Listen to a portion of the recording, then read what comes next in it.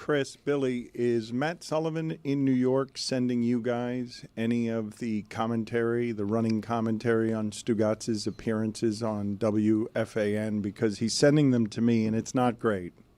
Not this morning. I haven't gotten anything this morning. Not this morning. Zaslow is here sitting in for Stugotz. Sounds like we have a snitch amongst us. Well, Matt Sullivan is just sending the commentary. When is Boomer Esiason coming back? This Stugotz is the pits. That's from Anthony D. Domenico, which is exactly who it should be from in New York. They want their Hard Knocks talk. They want their hosts informed. And I think Stugotz is taking for granted the idea that you can't just go on in New York and do the show the way he's been doing it here for years, where you just try to fake your way through it. I feel like anytime you call someone this Stugotz, that's very insulting. I talked to him yesterday. I was able to track him down and got on the phone with him yesterday. I think he's pulling one over on them more than he is on us. I think this is a fun little summer camp trip for him. He's just going out there, kind of wreaking havoc over there in this seemingly organized situation that they've allowed him into. And he's just going to come back and laugh all about this. He's going to laugh about the commentary. This Stugotz guy is terrible to listen to. He's going to laugh at he is there for another 2 days. This is tough. I want Gio's perspective on the Mets, Yankees, and Hard Knocks, and then I try to mute out Stugotz. Whose idea was it to pick him over anyone else on the fan? Well, in fairness, they said maybe 2 days, maybe 1 day, I think, because I don't think he was committal to doing a full, Tuesday through Friday. I was going to say a full week, but it's not even a full week because Monday was missing. I did not tune in this morning. I got my fix yesterday. I was just like, I'm not doing that again on the drive-in. But I got in and I asked Taylor, I'm like, what's he? Because I know Taylor listens to that show just regularly. I go, Taylor, what's he saying today? And he's like, he was saying stuff about the Yankees, and I know he hasn't watched a game all year, so I had to turn it off. Taylor's pissed. Now that we've outed him, I'll just tell you, I had a conversation with Taylor when I came in. He goes, I got to tell you something.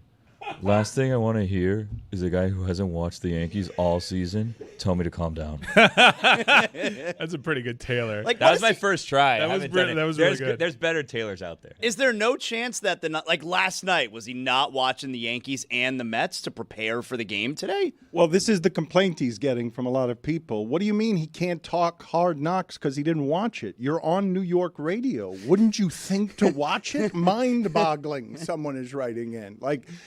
I've wondered before whether our stuff could work in New York and Boston because they respect sports too much for our stuff to work in New York and Boston. I'd be scared to be on. If they were to call me one day and say, hey, I do stuff on ESPN, fine. But if they were to, if WFAN, hey, you want to fill in, do this show, I'd be like, no way. I do not want to do that. That would be sick, though, if you just got in there and just started doing a Miami show. You know what? I would have to tell them in advance. I will definitely do it, but I'm doing my show. I'm doing Zaslow Show 2.0. You guys are just airing it. Yeah! We begin with Anthony Carter's awesome game winner. We're going to go out Heat Summer League championship is where we're opening. Why doesn't Alondes Williams have one of the two-way contracts?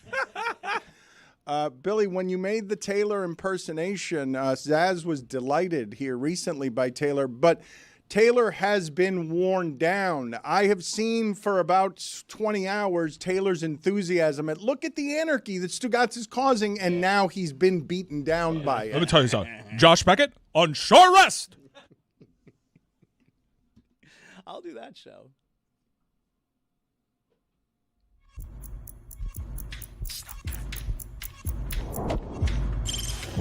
Stop that.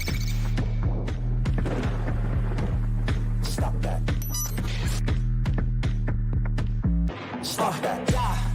I hear him chat to the noise. Move too quick, can't stop for the talking. I hear him chat with the walking. Just too sharp with the prize. White girls better tell me I'm awesome. Yeah, hot like fire on the pan. If you wanna touch my, please use caution. Cold like 0 degrees. I'm out the cage, gotta let out the beast. Revolutionary, gotta let out the streets. Locked in a cage, I'ma let out the sheets. We came for one man, forget my peace. You take the west, I'll take on the east. I'ma put him in the cage, never let out the. I hear him chat to the noise. Move too quick, can't stop for the talking. I hear him chat with the boys. Not so tough, but man's keep walking. Yeah, just too sharp with the prize. White girls, better tell me I'm awesome. Yeah, hot like fire on the pan. If you wanna touch me, please use caution. Stop that. Stop that. Stop that. Jonathan Zaslow is a lifetime Miami radio dinosaur, the last of his kind. There will not be others allowed to make a career the way that Jonathan Zaslow is in the future of whatever this industry represents. And I want to know from you and the group here, because I'm not sure you guys suffer some of this stuff the way that I do. But I went home yesterday sort of wincing after the show. It happens more now than it ever has because of something that happened on the show that I can't sort of shake off of me because of a mistake that I've made. How often after you've done what you've done do you hang on to it for a while? Well, not anymore because, for the most part, I mean, I do national stuff on ESPN, but Zaslow Show 2.0, it's a podcast. If I don't like what I did, I don't have to put it out. It's a major difference. But when I was doing live radio, right, I would lose sleep sometimes. Okay, well, this is what happened to me, and it was such an amateur mistake. I can't believe I fell for it. You would think that I would be better. I'm not going to make an assortment of excuses, Africa, vacation, my brother died. However, this is what happened to me that is the amateur mistake. I left here yesterday not realizing that I had underestimated what swirls around Tua, because I made the mistake of saying this sentence: I don't believe that he's that good. And I didn't mean I don't believe he's that good. I meant I don't believe he's that good. I read it the other way, the first way that you said. I saw that quote on Twitter. I was like, wow, that's a thing to say. It's an amateur mistake I made. Saw that. All I was trying to do is point out that the stats that are assigned to him, I believe, are inflated by system. I don't believe you could take him. We're I know. doubling down No, here. no, Just- no, no. I Hold would on, let say- my boy cook. I Let would my say boy cook. just forget about yesterday, Cook, move on, Dano. talk about something else. You're not going to win this battle. If you're aggregating that, you have to add multiple A's.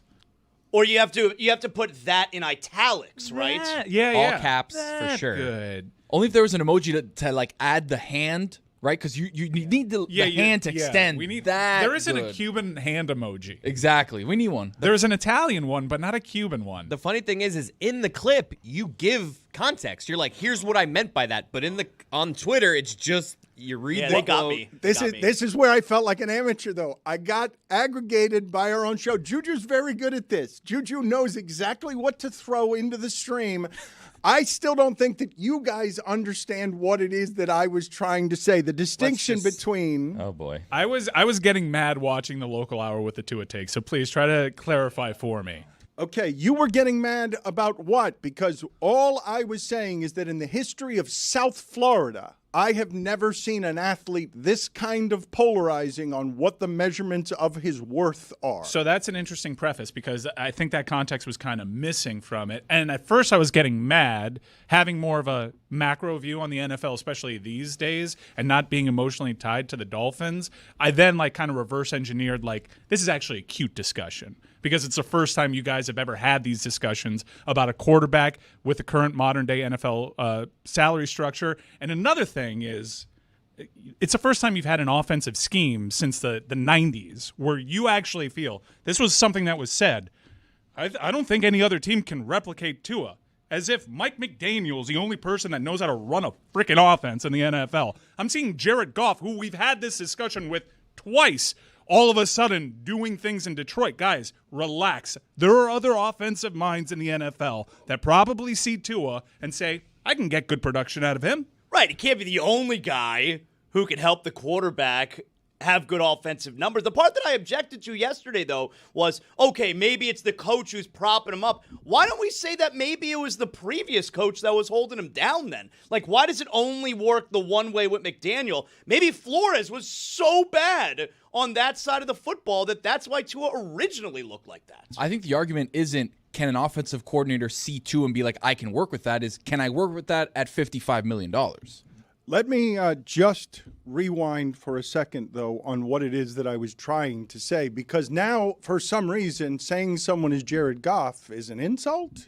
I don't know anymore. I don't think it's an No, insult. it's not anymore. It used to be. Well, he's one of the highest paid quarterbacks, and what I am saying by saying that he's not that good as his numbers suggest is, I believe, never mind coach, I'm talking about the receivers, not just the scheme.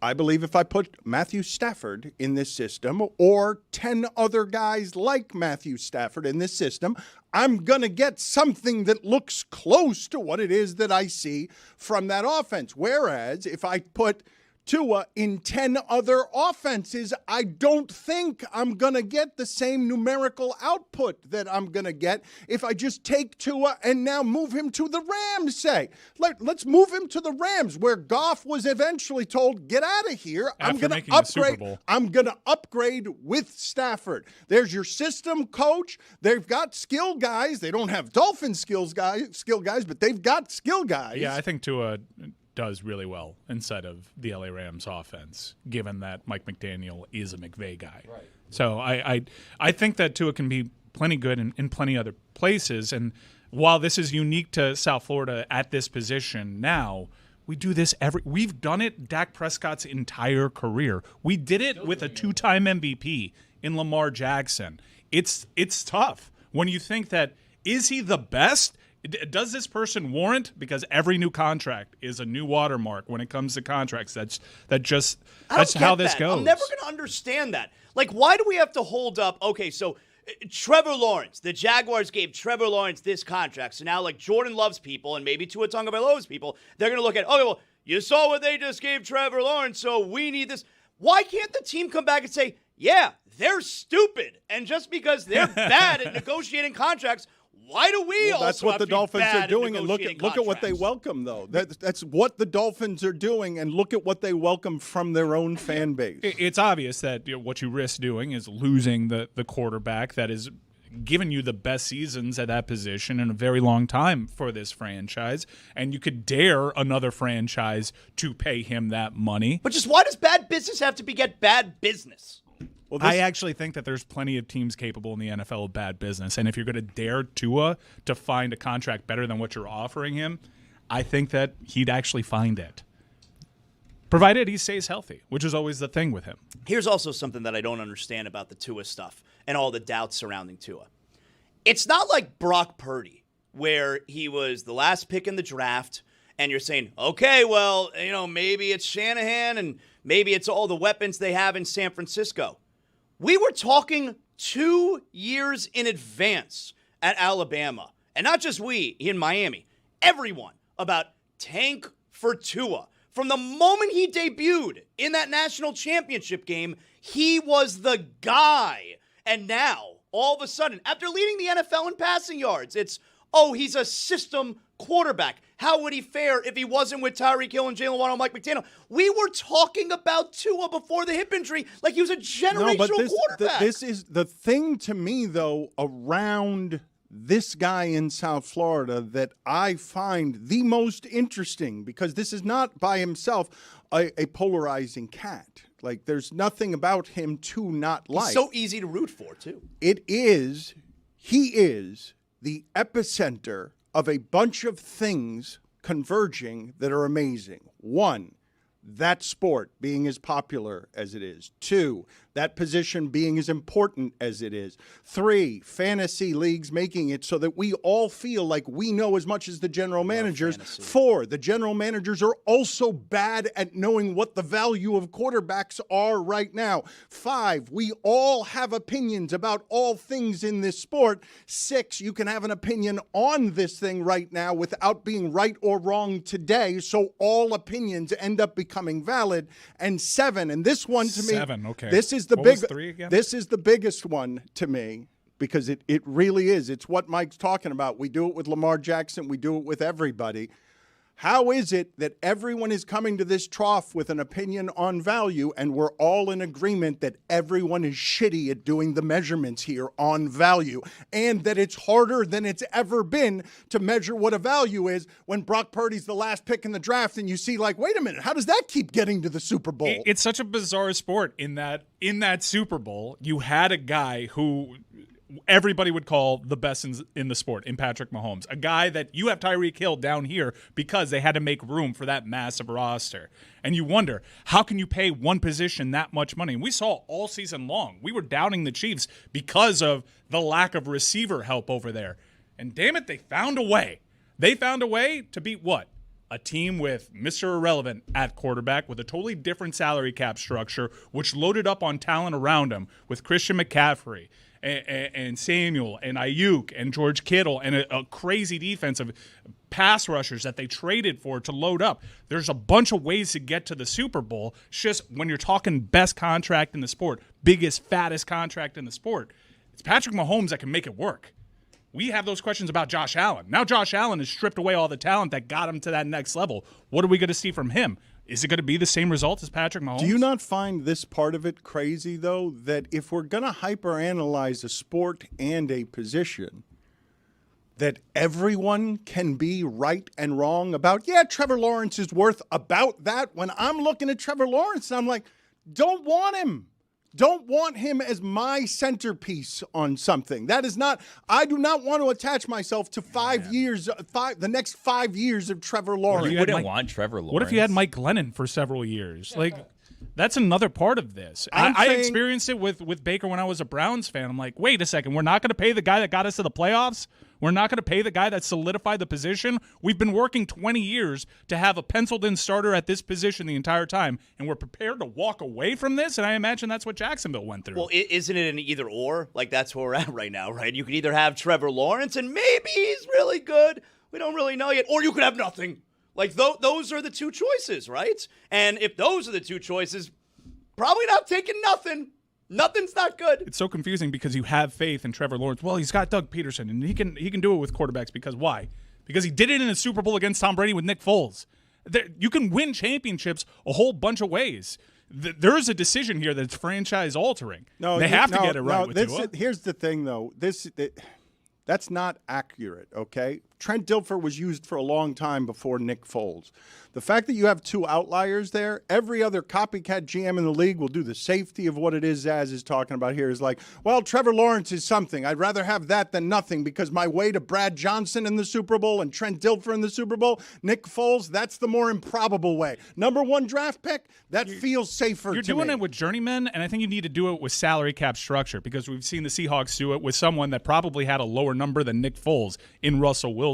We see the San Francisco. I'd sign up for the San Francisco 49ers experience. Yeah, I get to the Super Bowl and I lose some arguably the greatest quarterback of all time, but I'm doing it with literally anyone at quarterback. I'd sign up for that. That's also the way the world works. Like, you're the coach of this team, the owner of this team, whatever. You have to pick amongst 32 people or whatever. Or if you want to wait like a year, maybe 64 people. You're not going to get 32 quarterbacks the next year. So you have to make a decision. And that's the centerpiece of a team. You have to build around someone. And just not making a decision is just going to lead to you're not going to have any success. You're not going to be able to construct a team. And then you're going to get fired if you're the coach or the GM. You have to make a decision on someone at some point. You do have to make a decision. But the part that I want to discuss with you guys is when it is that you're making decisions in a salary cap sport and you're having so much trouble with the assignment of value, because Mike is saying here that he'd sign up, everybody would sign up for the San Francisco 49ers experience of the last few years, except for the Chiefs. Everyone else would sign up for whatever it is that has been. And so when you have the structural changes in the sport that go from, hey, we're not paying left tackles, now we need to pay left tackles because they protect the quarterback. Hey, never mind, we're going to change this. We're not going to pay the running backs anymore. Wide receivers, those are super important. Now what's the next change? The next change is, just get me a Shanahan, get me a McDaniel, get me somebody who can maximize value because I don't have a salary cap on what I have to pay that person, and then that person can save me money with the Russell Wilson blueprint or the Brock Purdy blueprint if I can get a bunch of different players because I can get anybody to play in the system. Doesn't it stand to reason that now what you would want more than the Tua is the McDaniel? No. Or are we not headed there? No. This is the position that's always going to be the most important on the team. Like, the other positions come and go. Now receivers are more valuable. Now running backs are more valuable. But you need to build around a quarterback. And if you have one that's going to work, why are you going to let it go? If you have a perennial all-pro at that position that's healthy, you are in the playoff discussion as long as that quarterback is healthy. And I'd rather have that But over the anything. thing that I'm saying to you guys about the changes in the way the sport is done, right, where we're all general managers, you do realize that the way that you manage your money is now more important than giving $60 million to the one guy that 10 teams might get lucky on because they've got the 10 guys in the league who can play the position. But we don't have enough of a sample to say this is the way that you do it. We've had a couple of Super Bowls. One of the best Super Bowls of all time, actually, when you look back on it, was Bengals-Rams. Joe Burrow was probably at a cap number less than what Nick Foles was when he won the Super Bowl, and he was a split second away from hitting T. Higgins on a long pass that would have made them champions in that building. But who gets to be champion? The team that went all in and paid the quarterback the big money and is in salary cap hell since then, but is still in the conversation provided that Matthew Stafford is healthy. There's also no sure thing at the position, right? So, like, I'm uncertain on Tua. What am I going to get? Bryce Young? How did that look? Like, we don't know if he's good. We don't know if he's bad. It's going to be years till we know. How about Justin Fields? He's not even on the team that drafted him anymore. Like, you don't know what the option is after this. So if it's working with this guy, you can commit to him, and the longer they wait, the higher the price is going to get. You can become a cautionary tale. Look, cite my Browns fandom. I was team sign Baker. I was so desperate for a quarterback. I think you played hurt his value. They decided, no, that if we're going to spend the money, we're going to get a sure thing, and it's Deshaun Watson. And Baker Mayfield was pretty close to an NFC Championship game last year. How many quarterbacks in the league do you actually believe? Like, obviously, we're talking about can quarterback X take up this amount of salary cap, and you could still win with having not being able to pay other guys, and you're going to lose them. How many quarterbacks in the league can you actually give that huge number to and still say, yeah, we're good? 5? How many? Really? I think it's less than 5. I mean, it's Five's going to a be lot. Burrow, Josh Allen. You're going to feel pretty good about Burrow, Josh Allen, Well, Patrick. it is Josh Allen. Patrick I don't Mahomes. feel good about Josh Allen because if that's the case, why do we have these doubts about the Bills and losing Stephon Diggs? Like, if we didn't have those doubts, obviously, when we you're lost- going to be competitive. You know you're going to be in every game if you have Josh Allen. Lamar did enough last year to take those questions away, right? You're like, yeah, I think there's 3. They I paid go him. 3. They paid him the money, and he won MVP. Is Yeah. Hurts in the conversation still? Went to a Nah, Super Bowl? I don't know. I don't know. I guess my point tough. would be to you, how is it that we can have as many people as we have covering, analyzing the most important sport, the most important position, and all of us can't agree on the value of 5 people? That how is it possible that we can have this much coverage and this much ignorance baked into the coverage when, you've heard me say a million times, nobody correctly identified the MVP of the league as someone who would be that kind of quarterback? But this is where I started recoiling when I heard the segment where you were framing this as this Tua discussion and saying, like, this is an interesting case study. I don't even think it's the most fascinating case study right now. I think what's going on with Jordan Love is way more interesting. Because if you ask me to forecast, given how Jordan Love closed the season last year, do I take the chance on him being one of those 5 guys? I think that's way more difficult of a conversation, more interesting. I think a lot of people right now who are in the weeds on studying film are telling you that Jordan Love is absolutely can't miss the rest of the way. Doesn't matter what his position players are, he's going to grow into that player. Mike, the specifics of what I'm saying about Tua in this market, this can't be refuted by anyone here. There's never been anyone like this person in this market where I got inundated with what my opinion was, which is simply, I don't believe that if I take Tua and put him in any offense that I'm going to get all the same numbers I'm getting in this offense. I will 100% concede that. I would say that Tua is so unique. Zaslow made the amazing point that everyone was tanking for Tua. This was a guy that they benched Jalen Hurts in the national championship game for because he might have transferred if he didn't. But his injury history is so unique. What happened to Tua? He had a devastating hip injury. We thought he in was college. dead, but we thought he was dead on the field. And, That's why we're talking. I'm just saying in college, and then you have the frozen fingers in Cincinnati. He's got a very unique injury history that really makes the conversation around him even more nuanced. Even though he kind of proved that he can be healthy for a full season last year. Right, but it doesn't even matter about proving that he can be healthy for the full season because it takes one hit. Like, it takes one hit. Here's the thing. Like, you got guys like Burrow who have a much bigger history of injury in the pro level. And Tua, though, with Tua, the conversation was, is he going to retire? We didn't have is Burrow going to retire from either of his season-ending injuries? Conversation was Tua is he may have to retire. Like it's a major difference. Let me ask all of you this because I came to an appraisal that I'm not totally sure is accurate. You said he's not that good. Also, Trevor Lawrence. He's not. Also, that I like to good. back up Greg Cody's take that you can avoid some concussions with how you play. If you're more careful about it, if you don't play quarterback. No, it's quantifiable. There are quarterbacks that avoid getting hit more than others that are pretty smart about pocket presence and whatnot.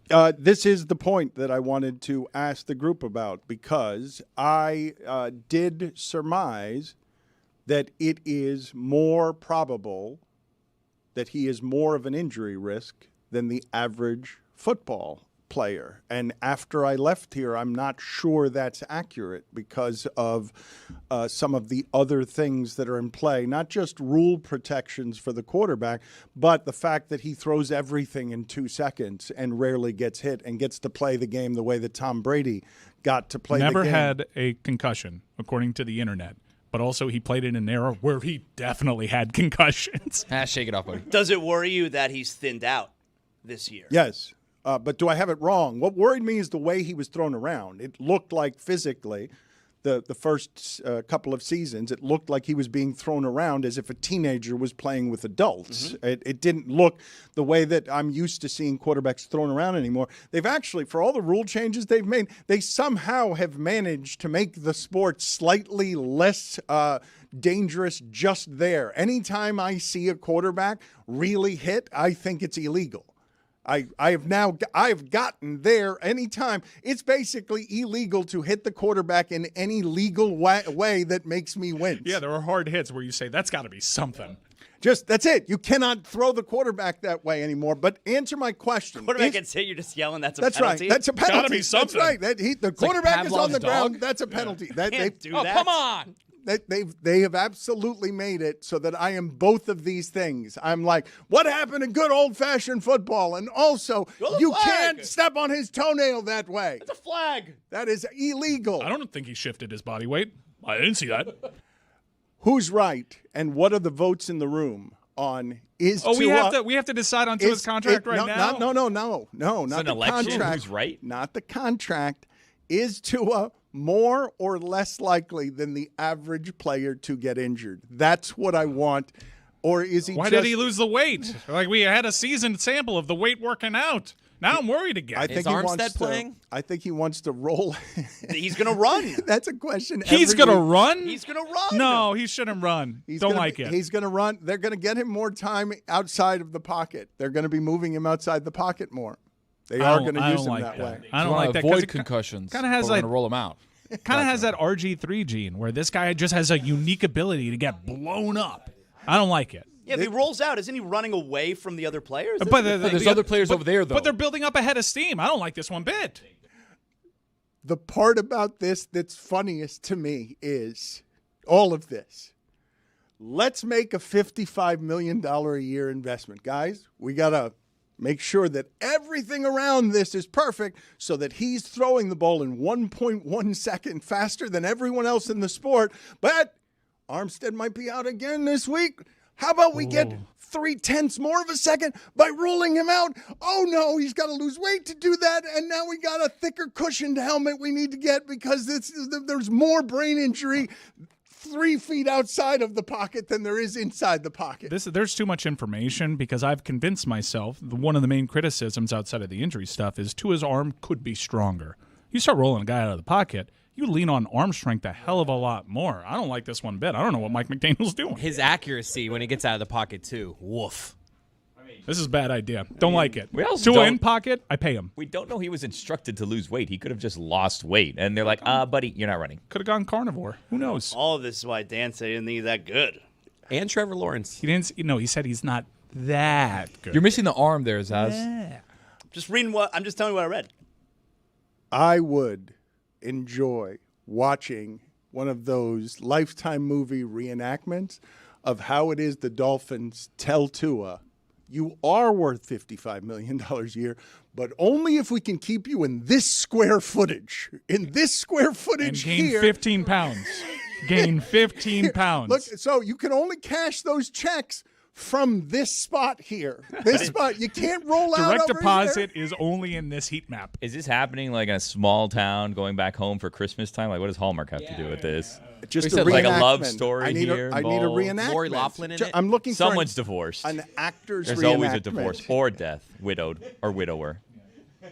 What is his Clarissa value? has to be in it. Billy, what is his value? You have a Tua jersey. What is his value? You've been here ardently. Well, that qualifies me. What to is the decide value of this. that Tua jersey? I don't know. I mean, I hope it's like $300 because it's expensive to get things framed. Dude, framing is almost more Framing expensive is than the actual crazy. jersey. I think I told you guys this when I took it to get framed. The guy was like, "Are you sure?"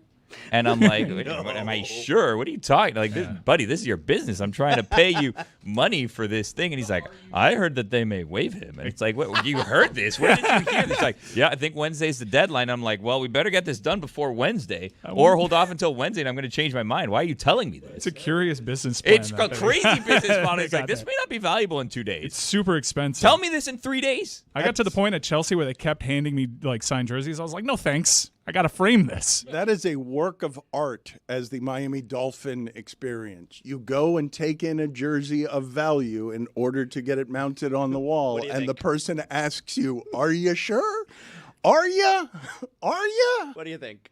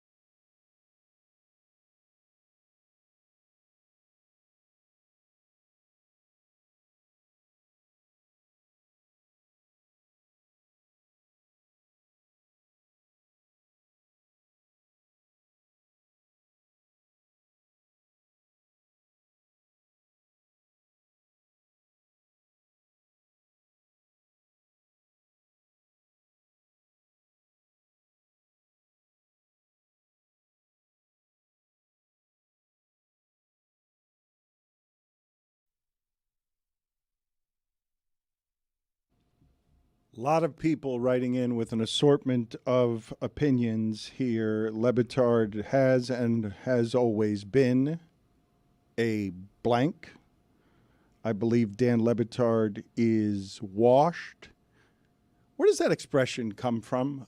What are we washing? Like, I didn't think. I think it's just shorter version of washed up. Yeah, but what does that mean? If you get washed up, what does that mean? Like washed up ashore, like you're a Washed up dead ashore, carcass. yeah. You're washed up ashore. I was thinking it's like if you wash something too much, then it gets kind of like ratty and you don't want to wear it anymore. So you're ratty. So, but if you're or a washed, carcass. if you're washed right up until then, you're fine. You're hygienic. You're good. But there's a point where you go from washed hygienically to washed up. You're in tatters. I'm with Tony on this one. I think it's a bloated whale carcass. Like you're in the ocean, you're good, and then all of a sudden you get washed It up. does seem to come from like washed ashore. Don't get me started on whales. You're welcome. I want to get to that footage in a second of a whale. I don't know where this was, just sort of, breaching the water and causing damage to a smaller boat. But somebody else writes in, the Dan Le Batard Show featuring Greg Cody has that kind of ring to it. Get Greg to retire from the Herald and be the co-host. With him there, it's harder for Doomsdan to ruin the show, sidekicking it. Instead, it's just Greg ruining the show. He was great yesterday. He was pretty good. I felt bad watching it too. Like Greg, like I mean this sincerely, like not a bit. I kind of got the feeling it was a little awkward watching it. That I was at the very least, I may not have made the cut, but I was like up for debate. I don't want to put him in that situation.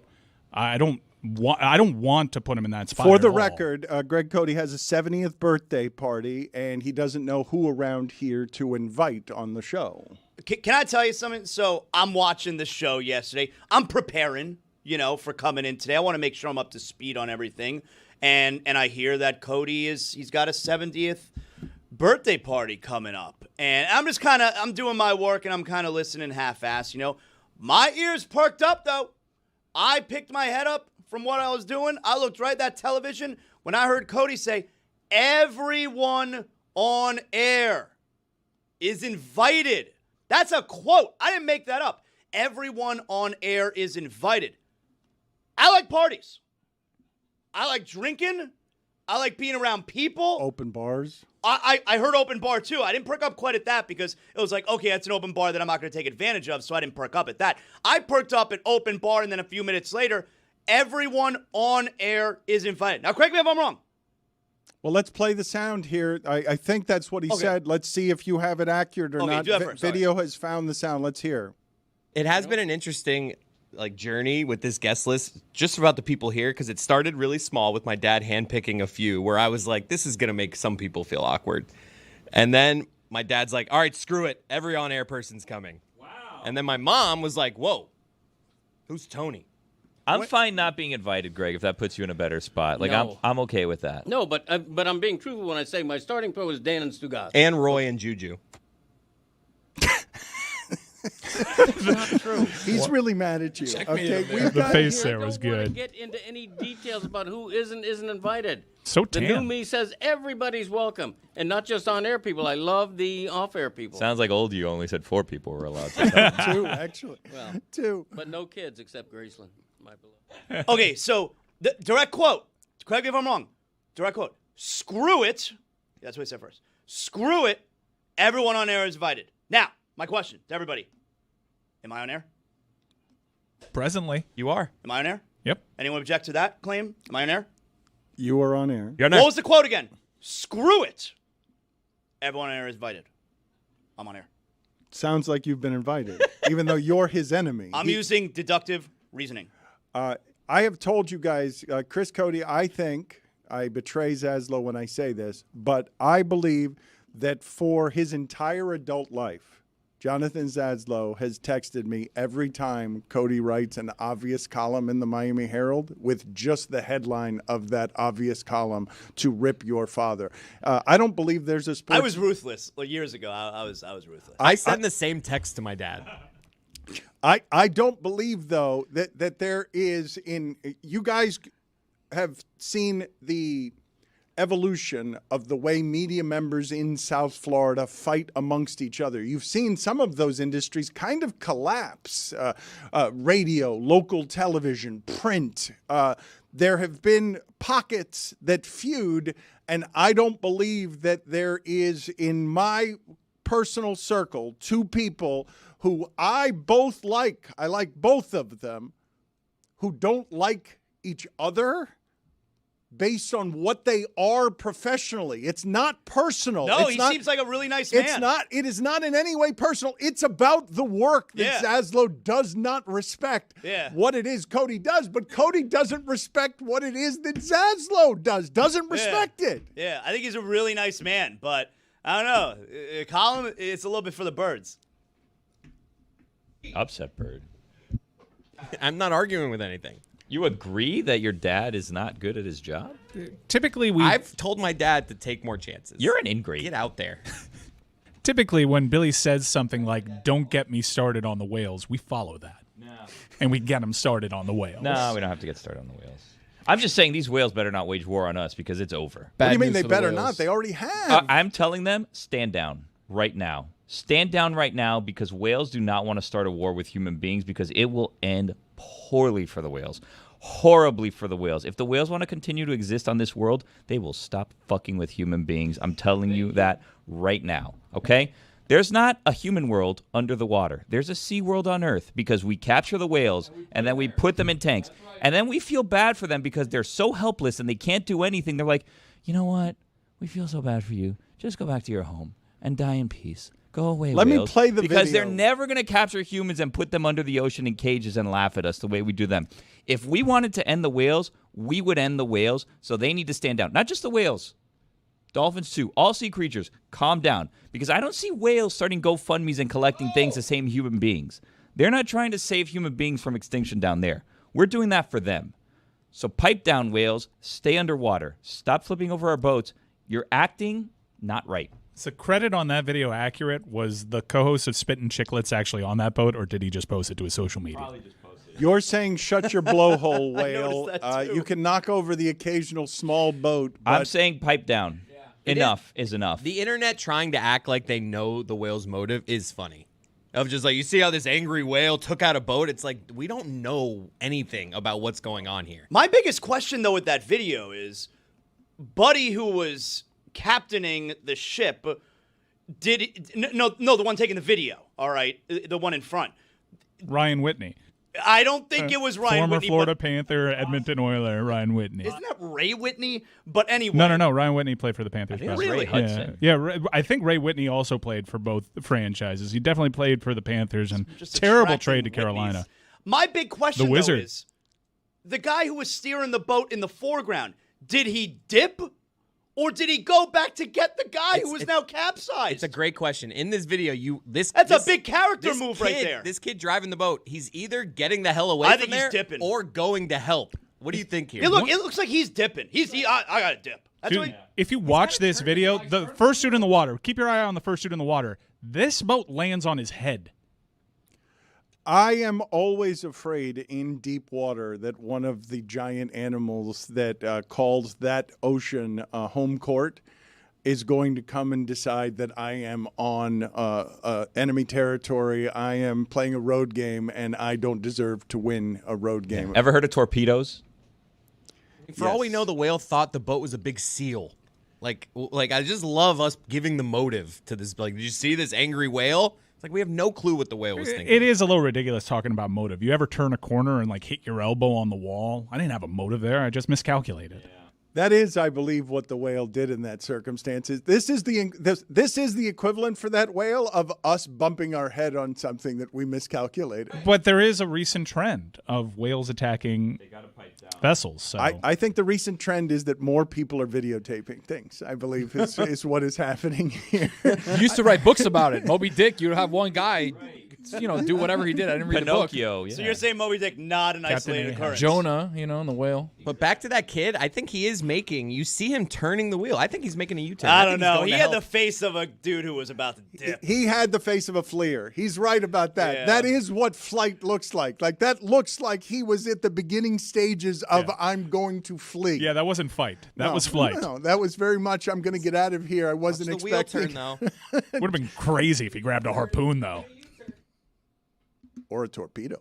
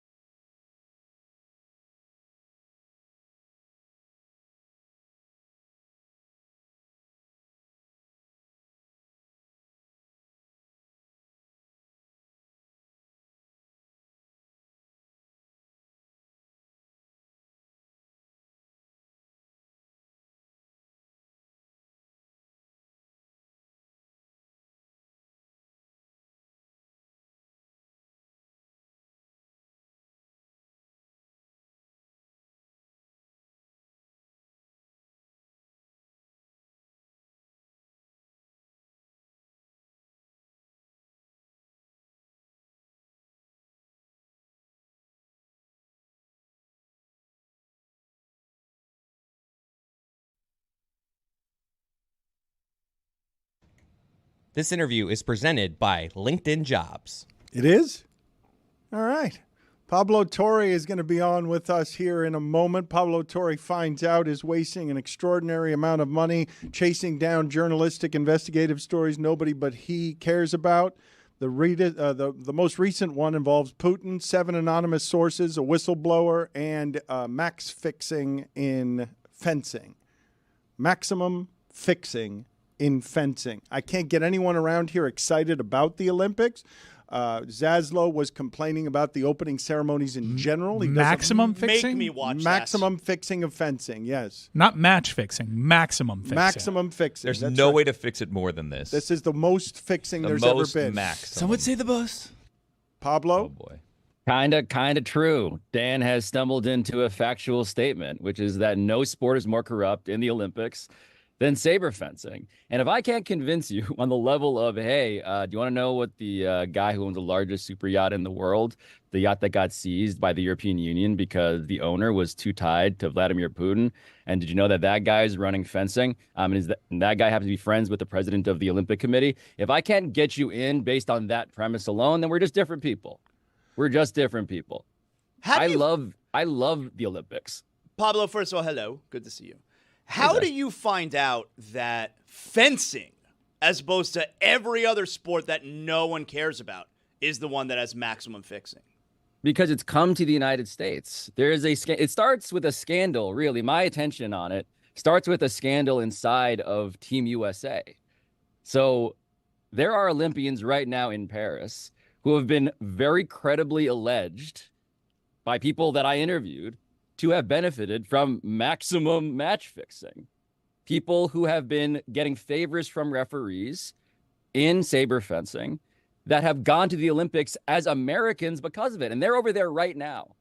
And so the thing about the Olympics, to broaden it out here even wider, is that, as you might know, nobody really cares about any of these things, save for, of course, like basketball, until this time, every 4 years. And so what that means is that in the background of all of these random subcultures, there is all sorts of intense geopolitical, pride-driven reasons to cheat, to humiliate yourselves, to do everything it takes to get the thing that has justified your existence as an athlete. And so I love anything that people care deeply about, as long as it also has stakes. And so saber fencing is just one example, the one that I investigated, where you see this firsthand, where you see that literally the war in Ukraine helps explain why it is that there are allegations of match fixing emanating out of U.S. Olympic fencing. All of this stuff gets connected. Could have sworn you were going to tackle like the anti-sex beds or something like that. This one's, kind of, it's not surprising me. It's not surprising. So this is a thing that I'm frustrated by. I can't even tell who wins when I'm watching the thing. It happens so fast. That's part of the story. There's a light-up helmet, which was like a great innovation. But that's the thing, is that in saber fencing, so saber fencing very briefly, okay? I'm going to try to radicalize you guys into saber fencing enthusiasts. The beds are made of cardboard. Yeah, it's crazy. This is the second straight Olympics where they've tried to be like, hey, no one's fucking on our watch. Yeah. Every year we talk about the fucking cardboard fucking. Every year. It's just like, yeah, I haven't okay, heard you find out about it. Yeah. It is the thing about getting fucked in the Olympics is that it's not enough to simply presume that it happens from a corruption match-fixing perspective. You got to get people to talk about it. And so when I talk about saber fencing, what I want to tell you is that saber fencing is unique, okay? Saber fencing is the one sport, the one weapon in fencing where you can hit people with the blade, right? The other two are sort of like poking with an antenna. You can hit people in the head, in the torso with the actual blade of the saber. It's the most like sword fighting. Like you could slice them? People Yes. die all the time. They get cut in half. Okay. I saw Rob Roy. File. The point of what I'm saying is that this stuff happens incredibly quickly, to Mike's point. And the electronic scoring system, you would think, oh, that adjudicates all of it. That's all we need. We just wait for whoever's light pops up first. But this shit happens within milliseconds, to the point where, by rule, a human being, a referee, needs to adjudicate who had the right of way. There's like a defensive driving aspect to who should get the point here. There's a human interpretation. And in a human interpretation, there is just enough room to plausibly hide a corrupt judgment. And what I've reported here is that approximately half of the best referees in the world of international saber fencing are corrupt. And so you have a system in which Russia, for instance, is rewarding its gold medalists with 7-figure bonuses, and the U.S. does not do anything like that. You have a system where Russia is using literal oligarchs to run a sport and bring rewards and great glory to a country using a perfect crime of an obscure sport that can result in lots of actual benefits for the people who participate. And so saber fencing to me is a true crime podcast. It's not hey, isn't this sport awesome? It's look at how this is hiding right in front of our eyes on NBC, and nobody really understands that it's happening. That's crazy. But did you see Snoop Dogg's running with the torch? Pablo, this is why decency loses all over the world, all over the globe, because I'll tell you why. I was thinking about this over the course of the weekend. The idea that you're not really fighting a fair fight if only one of the political parties has to address shame and, hey, I'm getting old. I got to get out. I've got to be impacted by shame. Ooh, saber fencing. But looking good. So it's not lightsabers? The other party doesn't have to have anything to do with shame. You're sitting here trying to get them interested in cheating at the highest levels. They have no interest in what you're talking about, even though it is really hard journalistically to uncover cheating of this kind. I want to update the story, actually. I have been talking to people since the story came out, and there are literal investigations by governmental bodies that have resulted because of this episode. That doesn't scare you? Internationally. It does scare me. I don't want to die over saber I'd fencing. be really. It's not important enough to me. Not at all. I'd be really scared. Thank you for acknowledging a genuine concern that I have, which is that we had people on the record who are speaking out against Vladimir Putin's oligarchs. I don't know how you guys became numb to this, but it is actually dangerous. Who's numb? I'm worried for you. I'm asking you if you're scared. Who's But also, numb? there is human feces in that river, and I don't know if they fixed it in time. I don't think they feel. Also, if you're coming after Pablo, he's in the New York office, not the Miami office. Just FYI, Putin. To Zaz's point, you could argue plausibly that the cost benefit on this, given that the benefit has been a resounding lack of support from the shipping container, was not worth the cost, which could plausibly be, I don't know, whatever that thing is that they inject into your food that makes you die. Like, that probably wouldn't be worth it in the end. Hormones. Poison. Yeah, all of that. Seriously. I am somewhat concerned about that. No, but when you sit here and make the jokes about this is dangerous, I would argue that general numbness to all sorts of malfeasance, that you can't journalistically get anyone interested in what is an obviously interesting cheating story, suggests to me that cheating is way too rampant throughout sports, and that morality, that all the walls have fallen down on morality around sports. Dan, it's the bed of nails theory. When there are a zillion corruption scandals happening, which is a metaphor, of course, that applies directly to Finally, US bed politics. talk. God. The bed of nails. If they meant the beds of nails, people would not be having as No much sex I don't whatsoever. think. Maybe some. I mean, some people are into that, but less than Hellraiser. cardboard. If you've ever seen Hellraiser, they're into that. You were saying, Pablo? I just wish that people realized that just because there are 1,000 nails, it doesn't mean that each one of them is worthy of our concern. Like, Dad, I guess what I'm saying here, part of the whole premise of my show is that I'm going to tell you a story about something that you, on its face, don't give a single shit about. When I take on saber fencing at the cost of perhaps the freedom and livelihood and health of various sources that I interview in a real way, it's not because I'm like, oh, this is going to be box office gold.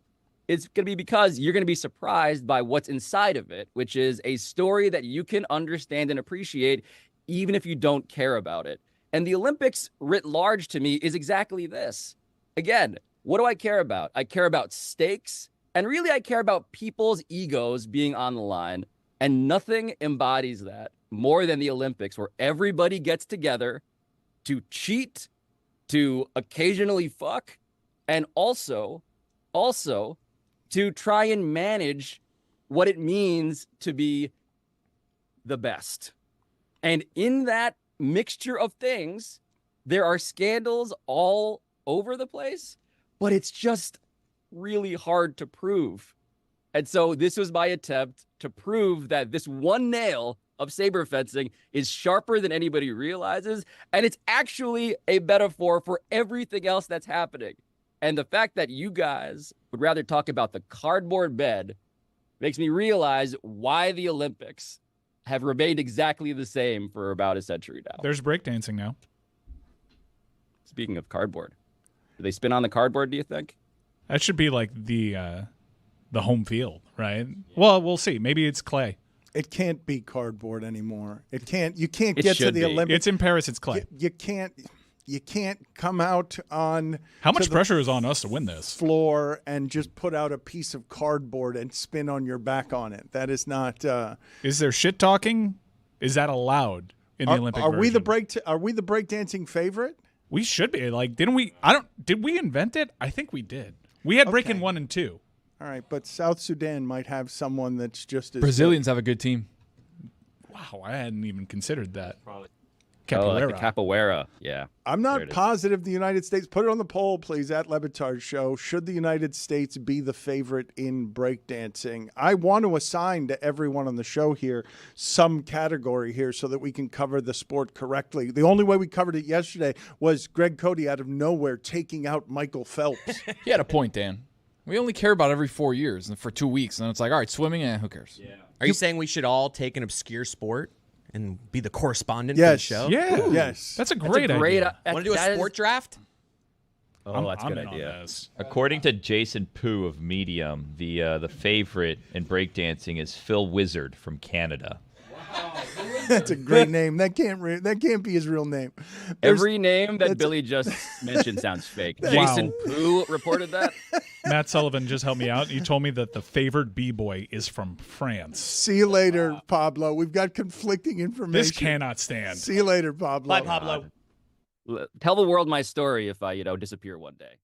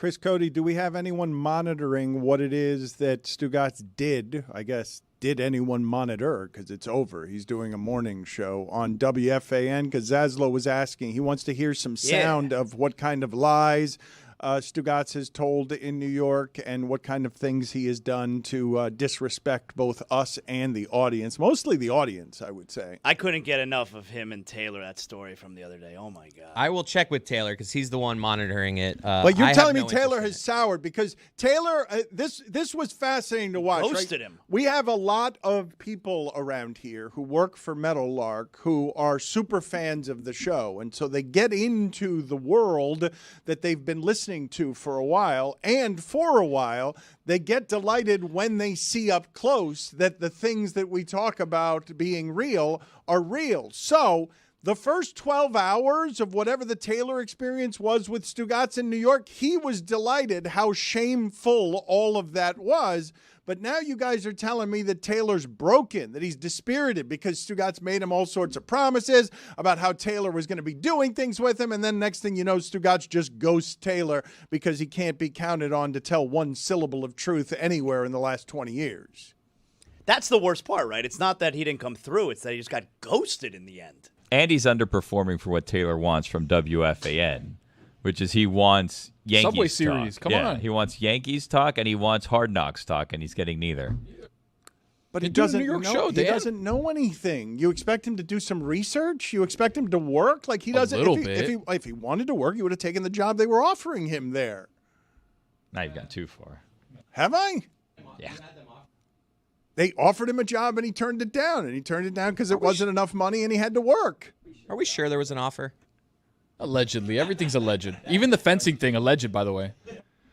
Is it alleged? He said alleged like 11 times. I feel like Pablo did the hard journalistic work that you can now diminish with an alleged because For his sake, alleged. For the record, I like Novikov. I think it's a great I restaurant. love caviar. We didn't even get to the video of Pablo singing karaoke when he was with Sports Illustrated like 15 years ago. What? Dying because of a fencing scandal is the dumbest thing to ever happen. Like if Pablo out of a he window? becomes a fencing martyr, he's an idiot How'd he die? He uncovered a fencing scandal. Do you? I mean, we were that very no one cared about. we were very died close doing what he loved. to being killed by buffalo in Africa. That would have been a pretty dumb way to die, wouldn't you Yeah. think? That would have been heroic, Don't you wish that there was like some weird Marvel multiverse where that would have happened and the entire American sports media world would have to publicly acknowledge your tragic death at the hand of a Cape Buffalo? Like this universe's Le Batard was killed by a buffalo. We need to get to this tomorrow. Here's when his monument. My dad is back in studio tomorrow. He's skeptical of your and Ron's story in Africa and how how real the danger was and stuff. He thinks that it was oversold. Well, for Ron the was storytelling. certainly in more danger from the story that was recounted. The day that it came out, I wasn't in the show. I was watching online because I remember I was here playing the NCAA game while you guys were doing this, and I was like, Is that oh why my you were God. whispering? Yes, that's why we were whispering, because Dan was here doing very important work. But also, That's Taylor's normal delivery. Yes, but I also didn't know if Ron had actually died, because in the preamble of Dan like getting to the point, You thought in the Ron point, was dead. No, man, but That's like burying the lead, lighting, man. the lighting was Dan was in black, and then he's like building up like he was my great friend. I can't believe it. He's like my brother, and I'm like, oh my God, did Ron die? Luckily, he didn't. I have rarely been as scared as I was in proximity to some of these animals that could at any point move in a direction, and my choice wouldn't be to run because that's the worst thing that you could possibly do. How could you not run? Is run? No, running. You cannot run. They'll catch you though. Well, if you run and then they see fear or flight, they will chase you. But I was not in any peril when Ron was very nearly almost killed. But right before that, we did turn a corner in the dark. It's one of the most haunting things I've ever seen, where you're in the dark and there are 3 buffaloes staring at you and they're breathing cold air so you could see their breath. And if you move or make the wrong sound, they're just staring at you, waiting to see what it is that you're going to do. And if you move out of the way, they're going to come after you. This was the middle of the night, right? It wasn't the middle of the night, but the particular time I'm talking about was like 7 p.m. So Get in your it was yurt dark. with your private pool. What are you doing? Walking around in the dark of Africa in the middle of the night, sneaking up on buffalo. Like, you kind of have it coming. And if we were to read a story, Ron would be like, that person was crazy. I can't believe it. And it's like, yeah, Duh. You shouldn't be doing that. Natural selection. Yes, but these are camps, and the animals don't necessarily respect where it is that the human beings have put up the limitations of the It's camp. their land, not ours. Just while I try to paint out this multiverse, have you almost died in any other ridiculous fashions? You can chew on that for a little bit. Running across the highway in Las Vegas. Yes, I almost died. That's another thing not to do. Why'd you do that? That's correct. That was a dumb thing to do. I shouldn't have run across the highway. You think going on safari is a dumb thing to do, Billy? I would feel safe with do. Ron McGill, but like going out for a walk, I want to be walking. But even if it's with Ron McGill.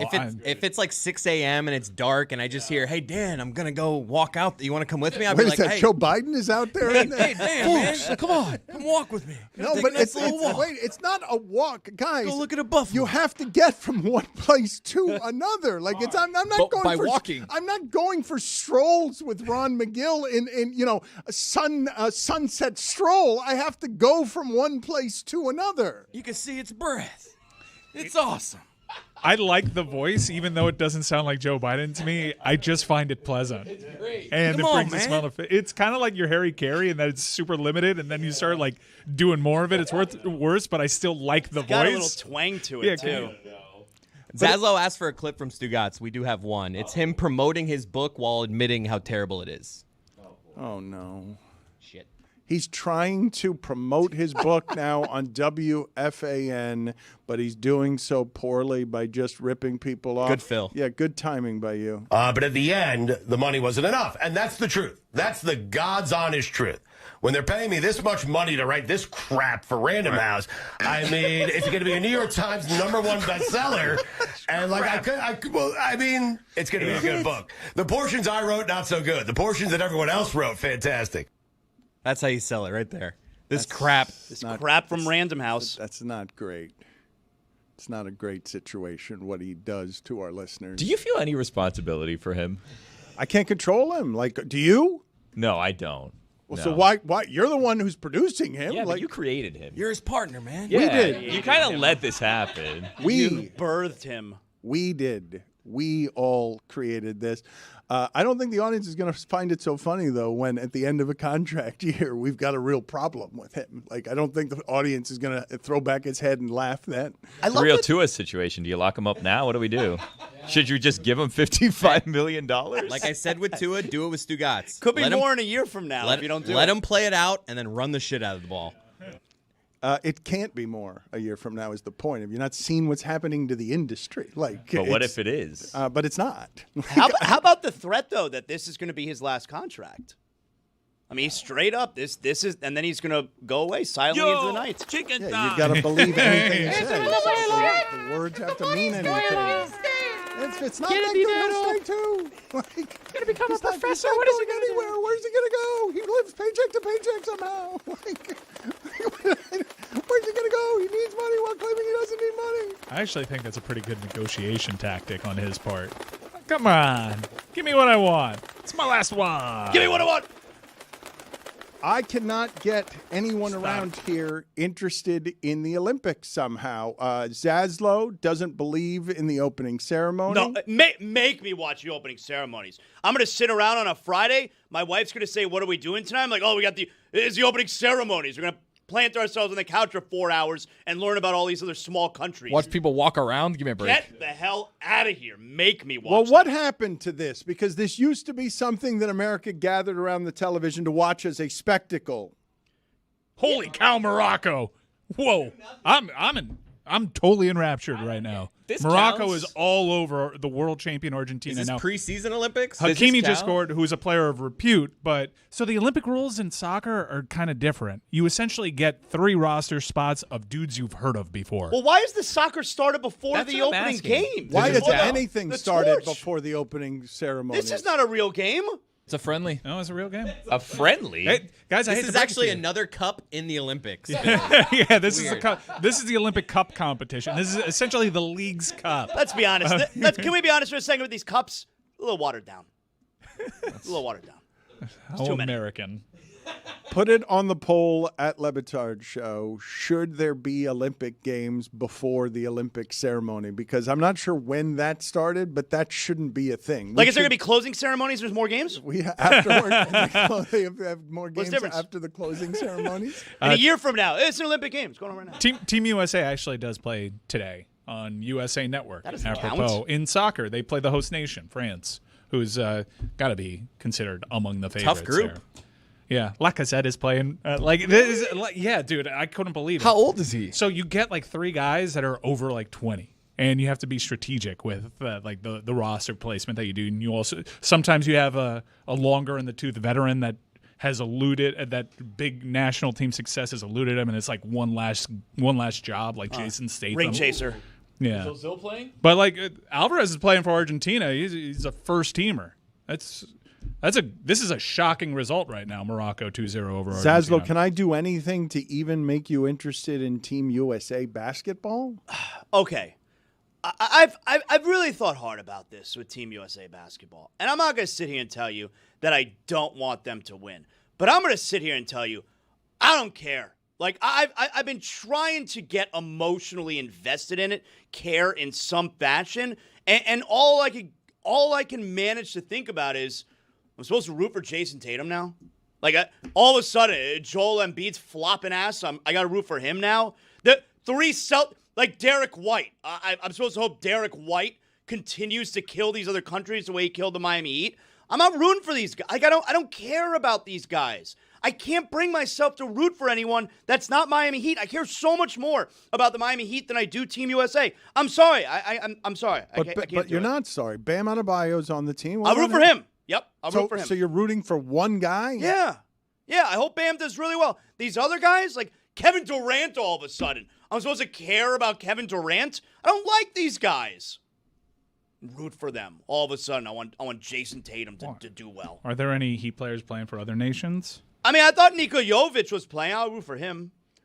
I have made the argument before that there is nothing better that I can put on sports than patriotism. The only reason that the 1980 Olympic hockey team in the U.S. is regarded as the greatest seminal achievement in the history of upsets in American sports is not because we care about hockey. It's because we draped the whole thing in the flag, and it was an upset. What's better to put on sports? If I'm going to condense your sports, give you 2 weeks of addict fix, it's all going to be just sports running up and down, and now I wrap it in the flag. I thought patriotism was supposed to lure people into the tent. All I could think about with these guys is none of them care. And I'm not saying that none of them care about the United States, but none of them care about actually playing during the time that I like watching basketball. And now all of a sudden I'm supposed to be rooting for these in particular guys. And I know I'm supposed to root for the name on the front and not the name on the back. But I'm sorry, like I can't help myself. I can't bring myself to root for some of these guys. It just, I hope they win. But like, I'm not going to lose second of sleep if they don't. Doesn't sound like you hope they win. Not a second. It sounds like you're afraid to say that you hope they lose. No, I don't hope they lose. I just don't care. I don't care. Sorry. Well, if you don't care, then you don't hope they win. You're totally indifferent, and I'm indifferent. And you're throwing out there that you hope they win just because you're trying to soften your position. Zaz, I can see you more as a 3-on-3 hoops guy for the USA team. Jimmer Fredette on the team. Yeah. Oh, okay. Where's he been? Been a minute. 3-on-3 basketball. All right. Perfecting that 3-on-3 skill. All right. The name of David Sampson's podcast is Nothing Personal. Every day at 8 a.m. you can catch David Sampson, and I suggest that you do so because, as I've told you many times around here, there is no one doing a solo show covering the terrain that he covers inside and outside of sports business. Let's start here with the matching of the Amazon NBA offer. David, you, Skipper, Pablo have been talking about this for a while. There were too many poison pills for it to actually be matched. Do you believe this is just a bunch of nonsense? What is this now where you have a matched offer after it would appear that WBD did a whole lot of things wrong here in the negotiations publicly? Well, the intrigue is pretty cool. I'll start with that. And it was really telegraphed over a year ago when David Zaslav said, we don't really need the NBA. And it turns out that maybe Adam Silver may have gotten upset by that, but don't buy into that. The NBA just moved past WBD. When you have an opportunity to partner with Amazon, you're going to do it.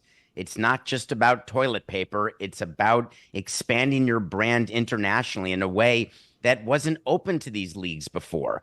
Unfortunately, there's a provision in the old media deals that allows the old partners to match if any newbies come. So TNT decided they're going to try to match the Amazon deal. Except it's not what TNT said in their statement, where we hope the NBA just executes the contract we sent. It's way more complicated than that. And there are lawyers involved, except they're lawyers who have been involved for a long time. The deal that was cut with Amazon was cut in a way that, in my opinion, will make it impossible for TNT or Warner Brothers Discovery to actually match the deal. What they're trying to do is get into a negotiation, either to get a smaller fourth rights package, which is not going to happen, or to get their old package back, which is not going to happen, or to try to get some sort of remuneration in order to soften the blow of all the debt that their company has, which has had a quashing impact on their stock price.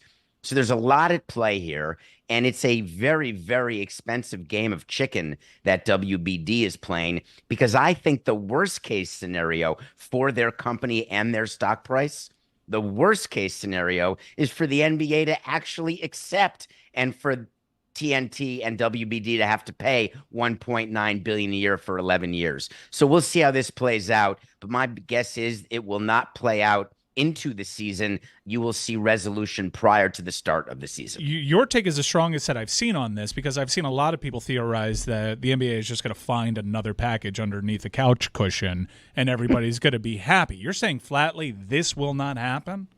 Yeah, I don't believe that Adam Silver has the votes for a fourth package. We talked on Nothing Personal and maybe on this show with Dominique and Pablo last week or 2 weeks ago about James Dolan and how angry he is, how he was the sole vote against the new media rights deals because he doesn't like that there's so many national games. It's hurting his RSN, which is MSG. So if you're going to create a fourth package, you're not going to take away from NBC or Disney. Those packages are done. Amazon's not going to sit back and watch their package get decreased. That's not their intent. So the only way to do it is to take from your stable of assets, which are local games. And I don't think Adam has the votes for that. David, I keep hearing how WBD may take the NBA to court over this. They may sue them, may have to go to court. Isn't it kind of weird if you're going to take, the NBA to court to force them to continue to be your partner? Like, that's weird, no? It's a funny concept, but people do it. It's called specific performance. It's when you sue somebody to say, hey, you're not doing what you promised you do, and I hate you, but please do what you promised you do. It's like forcing a spouse to stay married to you, or forcing a partner to stay in business with you, or forcing a co-host to stay doing shows with you when it's not what that co-host necessarily wants. You may be able to do it, but it's sort of ugly, and the end result is not going to be good. A bit awkward. But, David, there is precedent. NBA TV uses RSN broadcast and then shoots it over to a studio team. This would be a diluted package, but it's not like it doesn't have a precedent. Do you think that that's a workaround? You're talking about the old side-by-side. And that's a funny one where you can get it in the local market. The NFL does a lot of this. You don't worry, it's free over the air in your local markets. That was a lot of what the antitrust suit was about. I just don't think the NBA has the appetite for that, Mike. They have really worked hard to get these three packages. And I understand why WBD has to, in theory, save face, but dollars will rule the day as they always do. And just look at the performance of the company and look at this financial status of the company. And they're in no mood. People talk about, oh, they'll fight this to the death. They'll spend whatever it takes to make sure that they stay partners with the NBA because Charles Barkley's upset with them.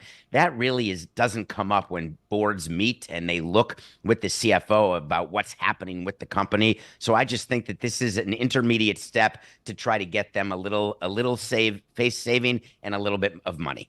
David, if we believe that Barkley is actually going to retire in a year from now, does that matter to either side? Does it matter to the NBA when it comes to, okay, we're going to accept your bid of matching? Should it matter to Warner Brothers Discovery as to whether or not they chose to match the deal? John Skipper had a great line in the sporting class, which LinkedIn sponsored as Pablo, one of his things, the host of the sporting class. That made me smile. John Skipper had a very funny line about that, which is no one cares. Charles Barkley, he makes a lot of noise. The fans love him. He's got great ratings. People are watching. But when you're putting your package together, you want the games, and you are paying for the games. You're paying for the live sports content, the ancillary programming that comes with it. It's fun to talk about, but it is not dispositive in any way. Let me be clear on the reference you just made, because the Sporting Class is the business podcast that you do with Skipper and Pablo. It appeared recently on Pablo Torre Finds Out, and you're telling me that the only thing that was sponsored by LinkedIn, was Pablo as the host of the Sporting Class? Is that what you're alleging? No, I'm saying that the previous segment you did on your show was sponsored by LinkedIn, and part of that was a LinkedIn resume, and part of Pablo's resume was host of the Sporting Class. I'm glad all of that made you smile. What did you think of Cheryl Miller's comments that the WNBA is being undervalued, and did she say mistreated? Well, that's what the union is coming out and saying now. Cheryl Miller is trying to say that. And the reason why I'm smiling is they should be thanking their lucky stars that this 12-team league, which is going to be 14 teams, has a $200 million pinned allocation to it, up from 40 plus 20, which was the old deal, for a total of 60. And now they're going to be at 200 plus maybe 60 for 260. And the reason I'm smiling is that Cheryl Miller is trying to claim, and the union in the WNBA is trying to claim, that this is a total underpay.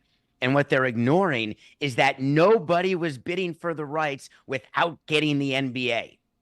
The NBA made it so if you want us, you're getting them too.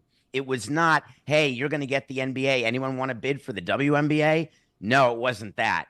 It was an amount of money that these networks were willing to spend, and then an allocation was decided by Adam Silver. His choice, his right, goes back to the networks and says 200 million of this is for the WNBA. And now people are all up in arms on what an underpay it is, not based on ratings, not based on revenue, not based on desire, not based on anything but hope, aspiration, and fantasy. And I just am surprised that that is the tack that the WNBA and its spokespeople are taking, because the other way to look at it is, wow, this is a great thing that the NBA is recognizing that the WNBA is worth more, that it's valued more.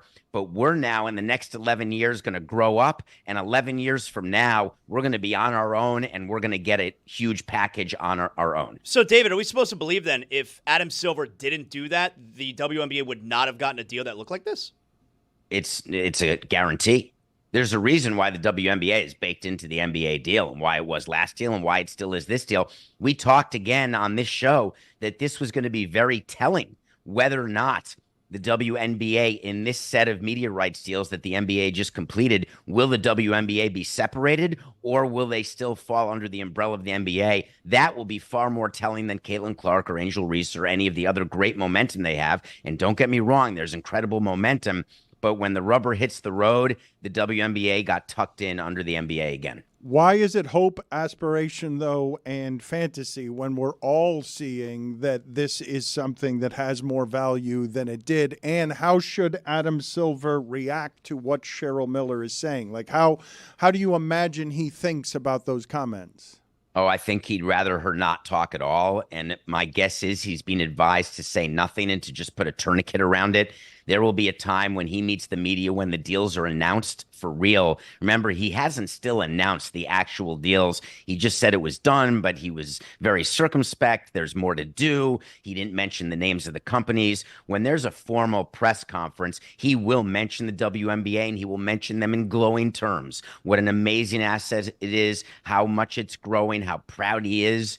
They're going from 12 teams to 14 teams over the next 2 years. The commissioner would like to see Engelbert up to more, 20 teams, 25 teams. They want to make it a full, thriving women's league. And I absolutely want that to happen too. And once it does, they'll be able to gauge their demand. Right now, there just wasn't the demand for it.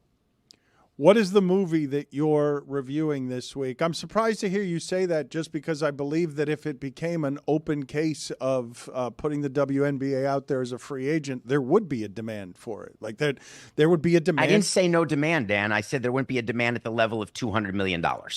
And I guess you can't know those things until you throw them into the streaming services, because I didn't think the NBA was going to be worth what it's worth. Everybody told me it wasn't going to be worth what it was worth, and then the NBA just held its ground and ended up being worth all of that. But that's also not right. John Skipper, from the beginning on the Sporting Class, predicted exactly what the new NBA deal would be, because he recognized the value and viewed it as a triple, meaning triple the rights, and that's exactly what happened. And by the way, if the WNBA did have an independent market, you can bet your bippy that it would have been independent, and that they would have gotten more than 200. It's a bippy. But they What didn't. is a bippy? What is a bippy? Bet it. He's done this. I think it's like a body part or something. I don't know what It a is. bippy is. I forget. Kids YouTube channel. I think. Can we review a movie that I Bippy. hope some of you watched? Because one of our brethren is in it. And this is when I really wanted Mike Schur's phone number, because forget the Greg Cody party invitation. I would trade that, which I never got. And I am on air. Yeah, you're on air. Zaz. You're on air. I'm on air. I'm on air too. And I'm on air. The fact that I'm not invited to the 70th is just obviously more proof of where I stand, and that's fine. But I would trade it with a player to be named later for Mike's cell phone number to talk about the documentary called Sorry, Not Sorry. I saw It's that. about Hold Louis- on a second, though. Before we get to that, Chris Cody's got some news for you here you might like. Zaslow might not like David, it, but you might like I've it. seen the master list, and you're on it, my man. Hell yeah. Hey, good I'll for be you. there. You're on air. You I've deserve got to. news too. You're invited to Danny GQ's wedding if you want to attend. I'll send a gift for sure. Ooh. I Zaslow, mean, it depends when it is. I'm not saying no. It's sort of like, would you attend their funeral? I mean, would you attend their wedding? The answer is sometimes we send out invites that are fishing for a gift. I totally get that. And frankly, sometimes people invite you and they don't want you to come to the wedding. I love Danny. I can't imagine that he wants me to share his nuptials with him. put it maybe. on the poll, please, at Le Batard Show. Have you ever sent out an invite just to get a gift? Oh, yeah. Yes or no? It can't be no. That's got to be an 84-16. Yep. I'm doing it with my son's bar mitzvah in a couple months. 100%. Dano. Is Zaslow invited to your? I'm on air. To your father's birthday. Is Zaslow invited to that? Honestly, he hadn't come up because he's like fill-in, so he's not here as often. I mean, it might be like that is. No, like, that's true, but it doesn't matter. Fill-in's on air, right? No, I think you came up with you make a good point. David, let me ask you something. If Greg Cody, direct quote, if Greg Cody says, screw it, everyone who is on air is invited, do you think I'm invited? No, because he didn't mean all of the guests that appear. He's talking about the core people. Take a look behind you at all those great tiles. Are you anywhere on those tiles? Wow, This is awkward. he's pulling tile rank. I don't think so. Is Samson on one of the tiles? Is Nope. Samson's Okay. not on the tiles either. No, but a bunch of discontinued shows are. I saw Louis C.K. I saw the documentary. I thought it could have been better. I didn't feel like they talked to enough people. I wanted them to talk to have more of a range of people. But I did think it was a well done documentary.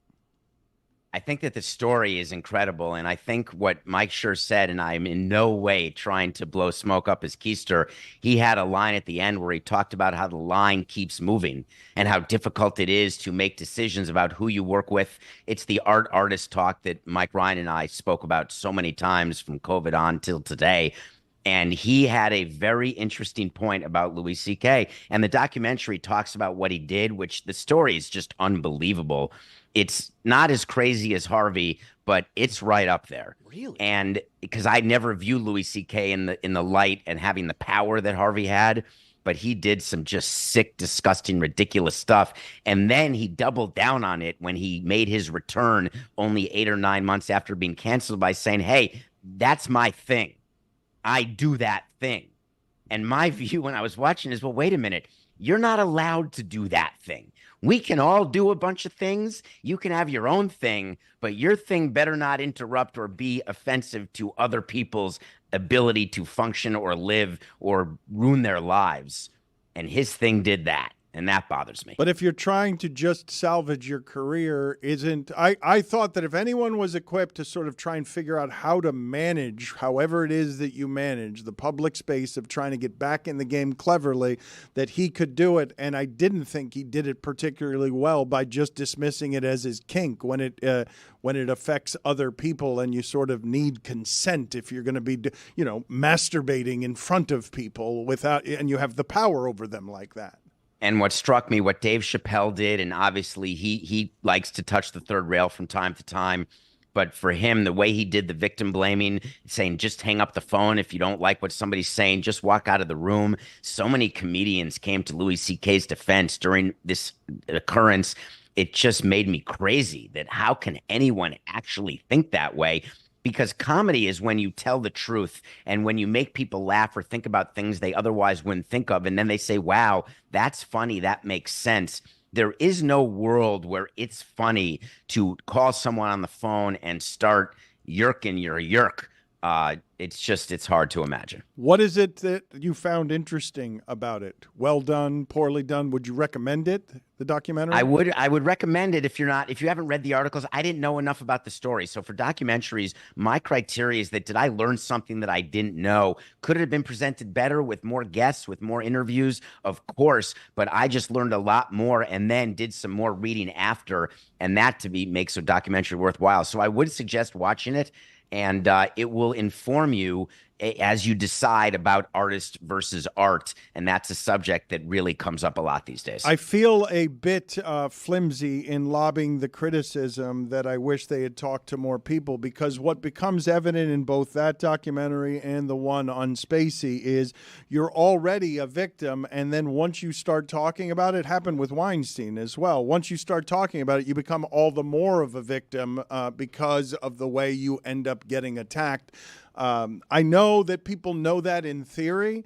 To watch human beings under the duress of it, when they become defined by this thing Louis C.K. did to them without their consent, when it becomes something that becomes a stain on who their identity is, and then on top of that, they get attacked because people really like Louis C.K. and they don't want to believe some of this stuff. When victims become all the more victims is one of the things that I get most uncomfortable around this. The lack of support from people who don't even have a dog in the actual intimacy of what it is that's happening, but they have a fandom here.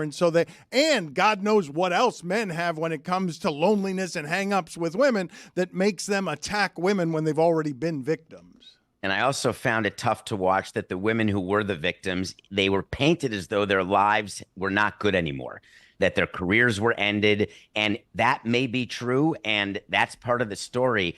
But we put it in a way that Louis C.K. comes out like, hey, everything's great. I'm rich, getting richer, still good. Everyone loves me. And these women who had the guts to go forward to the New York Times and then to again relive it in this documentary, they're painted in a way, and it was filmed in places that made it feel as though that they had not in any way been allowed to recover, notwithstanding even the documentary, before the documentary. And that's sad too. No, had their lives ruined by this. Like had their lives lives ruined by being Louis C.K. adjacent. That's what happened.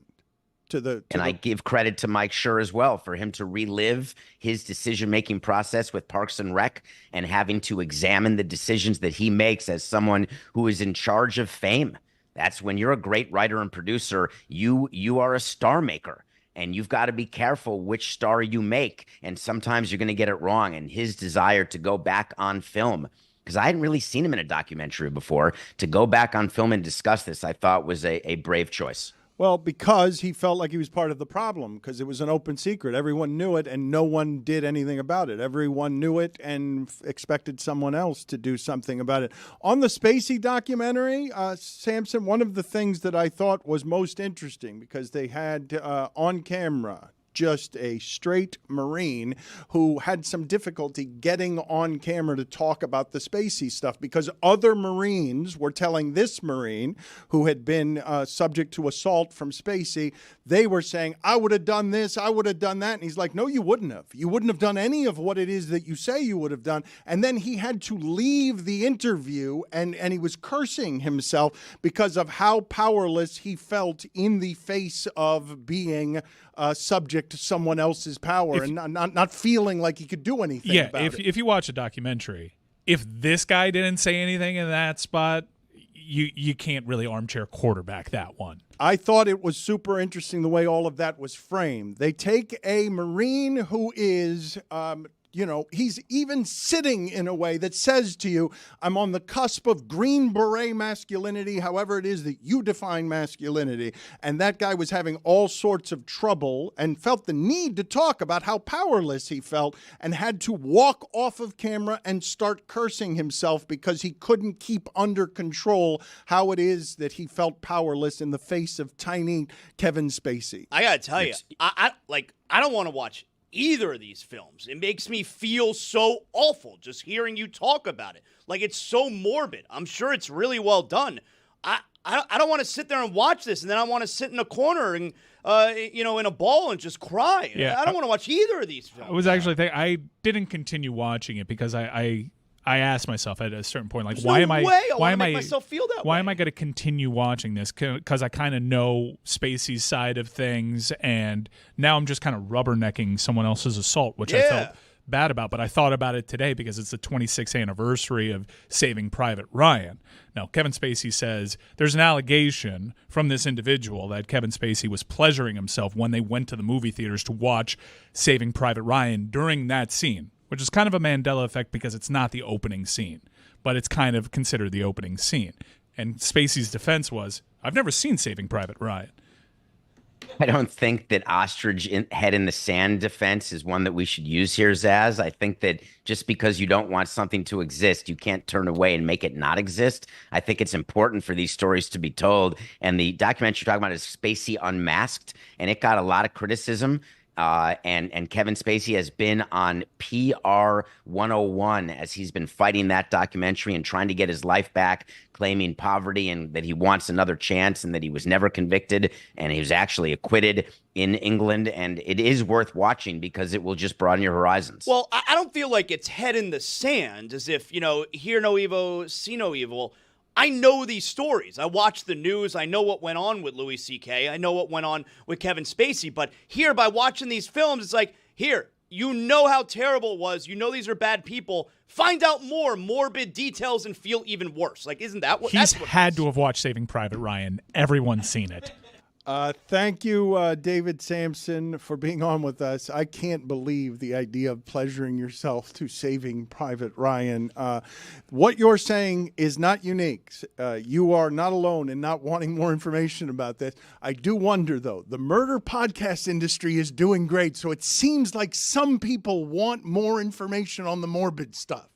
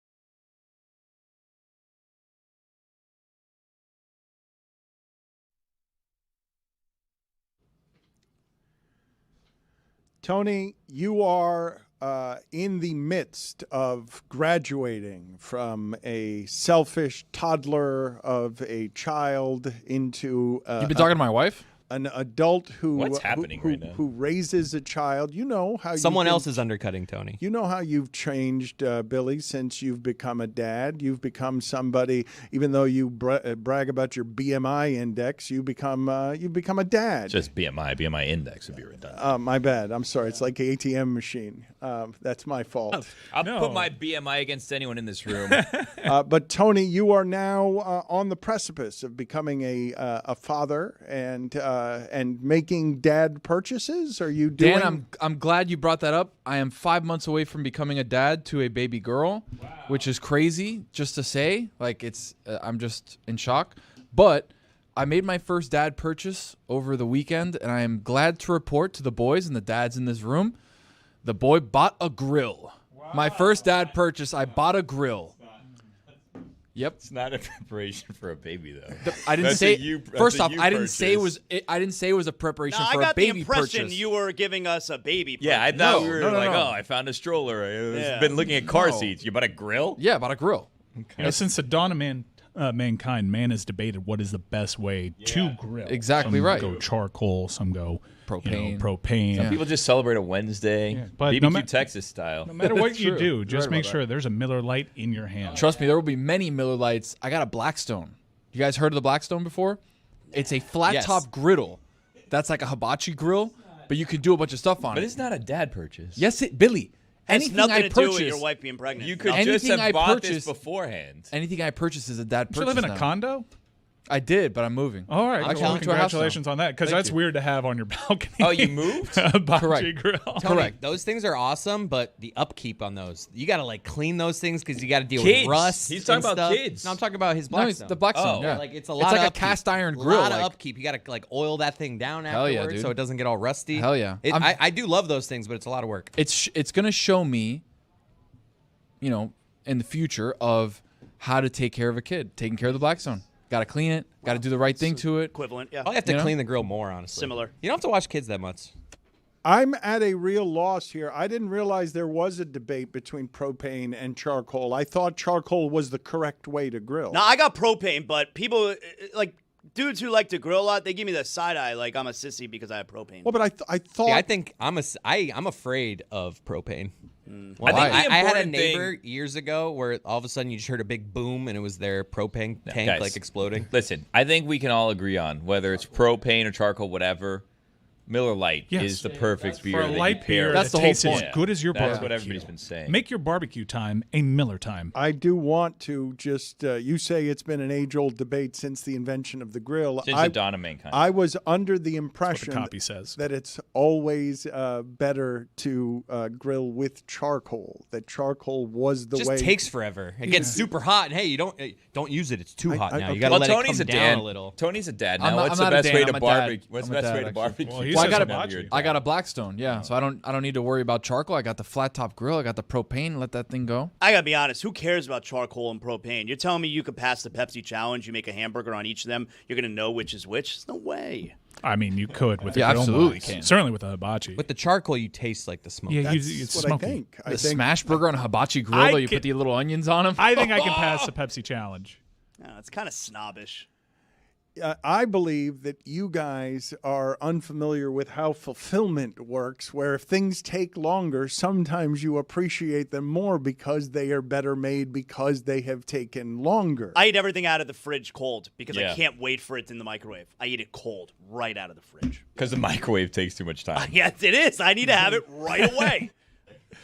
The microwave, you I are can't wait. What does Big Microwave have to say about that I criticism? can't wait. I'll take it right out of the fridge. I eat it right out of the Tupperware. I eat it cold. Like what? Certainly pasta. Any kind of pasta. Yep. Love it cold. Dude. Obviously pizza for sure. Cold pizza But works. I'll take chicken parm right out of the Some people fridge. didn't think I'll so. I'll eat it cold. I don't care. I don't have time for that microwave. I don't have time. Put it on the poll, please. Do you prefer your pasta cold? Lasagna for sure. Lasagna cold is awesome. Pizza cold is awesome. You prefer it this way? Yeah. What about meats? Well, I just told you like chicken parm. I'll eat chicken. I'll eat the chicken. I feel like a cold. chicken breast just cold, just like rip it no, up. No, chicken parm. Chicken No, I know. parm. You eat only chicken parm. You don't eat any other chicken ever? Well, yeah, no. If it's like grilled chicken, I'm not going to eat that cold. That's a little bit gross the next day. All right. But a hamburger, I'll take a hamburger right out of the fridge cold. Like I barbecued it on my propane gas tank the day before. I'll take it out of the fridge. I'll even throw it on a bun. I'll eat it cold. I I don't think care. you're really wrong when you think you can't tell the difference in taste between a propane burger and a charcoal burger. I think you've got this really wrong. I agree. And also, another thing that is usually up for debate is where's the best place that I can get my tickets? And let me tell you something, that is now undebatable. That's how I see it because I downloaded the Game Time app. I created an account, and I used the code DAN, and I got $20 off my first purchase. That applies to you. Use code DAN. You get $20 off your first purchase. If you want any hot ticket, it's summer concert season. Zach Bryan was just in town. I know a lot of people wanted to go to that. It was a sold-out show. Guess what? You can go to Game Time, use that promo code DAN when you create an account, get $20 off. You get to see what your seat looks like. You get the lowest price guarantee. Game Time will match that price that you find somewhere else. If you can find a lower one, 110%. What? 110%. That's the type of effort that I like to see from my secondary ticket marketplace. Last minute tickets, lowest price, guaranteed. That is promo code DAN. So I've heard a lot of the guys here talk about securing the perimeter. Yeah. That's been something that's been brought up in my dad class, where you got to make sure that the perimeter's secure. Every night, just go out the back, check out. This is when I learned that Chris, Billy, and Mike were all getting to a different age and responsibility when they started wandering around their lawn at night, securing the perimeter of their house. Like making sure you're safe? Yeah, I secured it yesterday. Pool guy left the gate open. I got a dog that's celebrating her 12-year birthday today. God bless you, Roma. You've let so much light into my life. But I almost lost her yesterday. But thank heavens I secured that perimeter. So with securing the perimeter, obviously we're moving into a new house. We're moving from a condo to a house. So now I have more responsibilities. There's a sliding glass door. There's a front door. There's a lot of doors, Dan. I got to make sure that all of them secured. So I bought specific locks, new locks for the doors. Another dad purchase. You got that piece of wood for the sliding glass door? What do you got? Yeah, it's actually a metal steel pole. Yeah, that's the move. That's the steel move. pole. But I also Can't have mess with perfection. Unpenetrable. What? Like they've never been able to top it. I still they can provide third locks for it. I'm still putting that wood plank down. Why couldn't you get into that back door? Yeah, the pole. the steel pole. I couldn't do it. Put it on the poll at Le Batard Show. Is a grill a dad purchase? Because it seems to It be 100% is. something that It's is a food purchase. What does my kid need in a couple months? How about this? An adult. If you feed it's your an kid in a adult couple purchase. months hamburgers, the child should be taken away from you. It's an adult You're purchase. gonna grill a steak and give it to your infant? Eventually. we're going to have Pete Rose on here eventually at some point. Charlie Hustle. Also, today. I think we found the kid driving the boat, and we're going to ask him if he was going back to save or getting away. That's the We're question. efforting. 11:15. Matt Sullivan has found him, we think. Wow. Okay, so the capsized boat, the boat that was capsized by a whale, and we accused that kid of fleeing the premises immediately. We have secured the kid who discovered this, and we're going to find out whether he was circling back around to help the capsized boat or whether he was just getting out of there because the whales were attacking. Now, we're going to get a hold of that kid. Pete Rose, though, I was also told Bill Lawrence was supposed to show up at some point today, and he was going to bring an actor. Roy informed me of this. What? Roy out of nowhere said that Bill Lawrence was coming, and I said an actor, and he's like, yeah, maybe Vince Vaughn because the Bad Monkey is coming out on Apple. Vince Vaughn may show up. This is what Roy In studio or just like in the Zoom? no, in studio. That Bill Lawrence My was boy. around here. I'll text Roy. Wait, Vince Vaughn? Did someone Vince tell Frankie Vaughn is that coming Vince Vaughn's here? coming I'll to the text studio? Bill if you want, Dan. you I need watched me to- Anchorman last you need night. me to Dorothy move Mantooth is a seats? saint. I saw for the first time Anchorman 2. I had never seen Anchorman 2. The way that news fight scene escalates in Anchorman 2, that's the most star power I've ever seen on a movie screen at one time. It is in pretty one crazy. movie. I'm watching them in succession now because I'm enjoying my experience with Anchorman so much. It'd been a good decade since I'd seen it. It was 20 years ahead of its time, making fun of the news and everything. Yeah, I mean, some of it you're like, okay, well, that's not as funny. Comedy is so difficult to age with grace, but like the timing of it, pitch perfect performances are great. And I'm excited to see Anchorman 2 to see if I come out on the other side, because it was such a difficult act to follow that most people kind of had the same opinion of Anchorman 2, is that it's not as good, but I wonder if that aged well. The way that Ace Ventura When Nature Calls aged, because no one liked it when it came out. And now you watch it, that's the funniest one. Did anyone give them a window on what time to get here? Because, it's very us for Vince Vaughn to show up here at 2:15 and no one's here.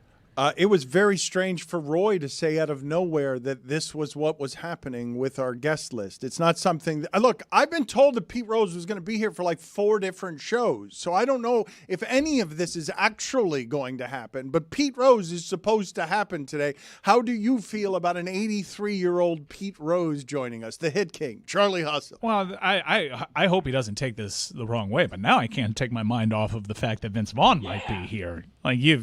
You've really put Pete Rose behind it. This ends with him on the hockey show, right? Bill Lawrence, Vince Vaughn, and the Boat Kid. I mean, Pete Rose. Will Vince Vaughn need any prep for questions for Pete Rose? Vince Vaughn may accidentally crash because Miami, and then he's going to be talking to a local Miami comptroller about corruption. Foot girls.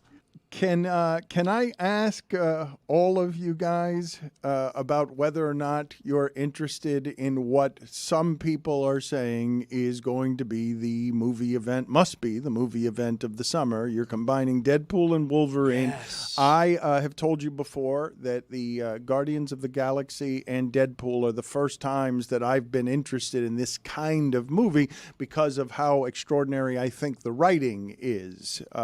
For the Deadpool character and Guardians of the Galaxy. Wolverine is combining these two elements isn't something I would have thought to do. But this week, that movie opens, and it opens with a great deal of expectation. And hope. I think most people are kind of like me in that there's Marvel fatigue. These movies are not as good as they once were, and I think a lot of that can be explained. We're outside the spoiler region, in that a lot of the characters that you've grown to love are no longer a part of the universe. So it's going to be curious to see how Ryan Reynolds and Hugh Jackman kind of save this whole concept, because it is in desperate need of saving. I'm very excited. I got my tickets already. I bought my tickets a couple weeks ago. I'm going tomorrow. I have to see it as soon as it comes out. I can't wait. Does anyone else here, though, think it's an unusual pairing the way that I think it's an unusual pairing? Well, no, they've been part of the story. It's been the story, the whole franchise. It's canon within the comic book. In fact, Deadpool, this is not the first time Deadpool and Wolverine have been in a movie together. Ryan Reynolds had a failed attempt, what is considered a failed attempt in a poorly reviewed solo. That's not a good movie. It's a bad one. But they have been flirting with this concept of bringing the characters together for a long time, and it was thought that after Hugh Jackman retired the character with Logan, which was well received, which is a rarity for a Fox Marvel movie, that we'd never see this. But then the multiverse thing happened, and it opened up this possibility, to which this Wolverine that you're seeing portrayed by Hugh Jackman isn't the one from that whole universe. Oh, you know that for sure? Well, yeah, because in the trailer they're like, this Wolverine let down his whole world. Okay. So all right, we'll see. This is an acknowledgement that it needs fixing. It's also putting a ribbon on the whole Fox Marvel movies that don't actually mesh with the MCU. And there's a lot of breaking the fourth wall. In one of the trailers, there's a dead enlarged skeleton of Ant-Man, and Ryan Reynolds says, wow, Paul Rudd finally aged. So there's a lot of things that are going to be unique to the Disney versions of Marvel movies in this one. I'm into it. I have a Bill Lawrence update from Roy. I texted Roy after everything you guys said. Is Bill Lawrence coming here? His response, yes, he is planning on bringing a guest sometime in the next couple of weeks. Don't have a date yet.